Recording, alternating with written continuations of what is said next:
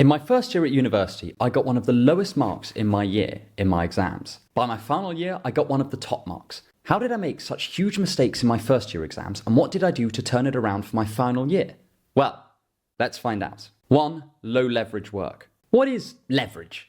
This is the ability of a task to get you closer to your goal. So if you're a runner, then high leverage tasks include running, and low leverage tasks include answering special running emails. My problem was that I was doing almost exclusively low leverage tasks. I would sit at my desk skimming papers, half focusing on something else, and would never really learn anything. I would never challenge myself, but I'd skip over everything I did not understand immediately, promising that I would go back to it later, which of course I never did. I would answer emails, go through my old notes, make cups of tea, and generally avoid anything that could actually help me absorb the material in front of me. Acclaimed writer Catherine Mansfield once said that the best advice she could give on writing was just to do it. And that is a good rule for studying as well. By my final year, I'd completely changed my tactics. I would still read papers, of course, but I'd read them with rapt attention. And I'd vastly increased the amount of high leverage tasks that I was getting done. By my third year, my main task for each day would be to write 3 practice essays in exam style. I'd then plan 3 or 5 more essays, which I would write the following day. This routine, plan, write,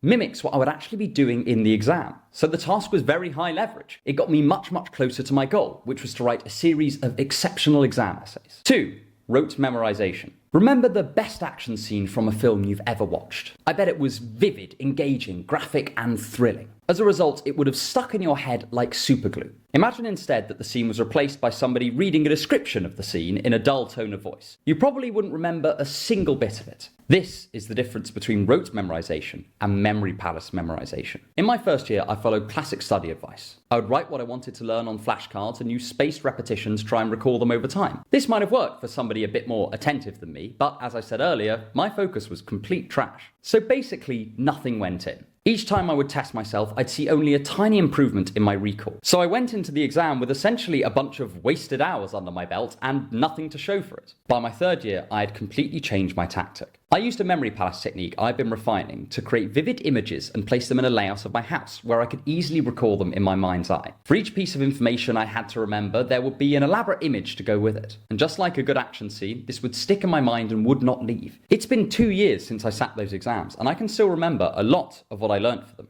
3. Distractions. If I asked you to juggle, that would be hard, especially if you've never done it before. Now imagine I ask you to juggle while a child throws wet food at you from the other side of the room. A hard task has been turned into a near impossible one. This is your mind when you are distracted. In my first year, I would never just be studying. I'd be studying with YouTube on in the background, or chatting to some friends, or scrolling through Facebook. There was never a chance for my mind to just gather and settle on one thing. And this was a complete disaster for my studying. This wasn't easy stuff to learn, at least not for me. And I wasn't even using my whole mind to learn it. I'd not given myself a chance to do well in my exams because I could only ever approach a task with a quarter of my attention. By my third year, this had completely turned around. I would still occasionally study while chatting to some friends, but I made sure that I had at least 4 hours of intense, undistracted work. That is what Cal Newport recommends in deep work, and it completely transformed my ability to learn. Whereas before it seemed no matter how many times I covered something, it would never be enough. Once I gave something my full attention, often after reviewing something once or twice, I will have fully internalized it. This was a game changer, and it was a massive component of why I did so much better on my third year exams. 4. Sleep.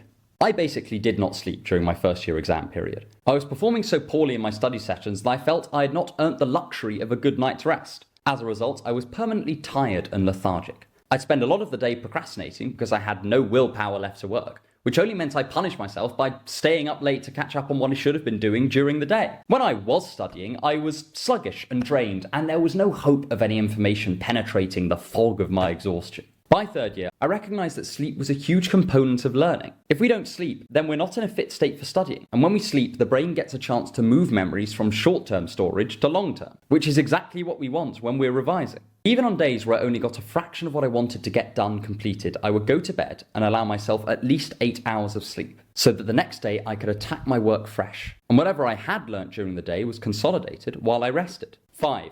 No discipline. President Dwight Eisenhower once defined freedom as the opportunity for self-discipline, and that was what was missing from my studying. Discipline.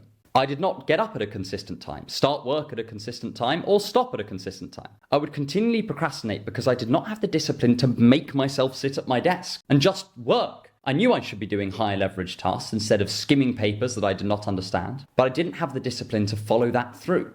As I've said before, discipline is a phenomenal meta skill. If you want to get good at anything, discipline is a must-have, and in my first year, I had none of it. By my third year, I was no means perfect, but I was a lot more disciplined than ever before. I could keep a routine, I could recognize what the best thing to do was, and then do it, as opposed to taking the easy route. I could say no to hanging out with friends or drinking when I was supposed to be working. In short, I could do what I knew was best for me. And this was the vital component in taking me from almost the bottom of the year to very near the top. I hope you enjoyed this video and stick around for more on thinking to improve your life. And if you're feeling very keen, subscribe to my email list below for my midweek thoughts.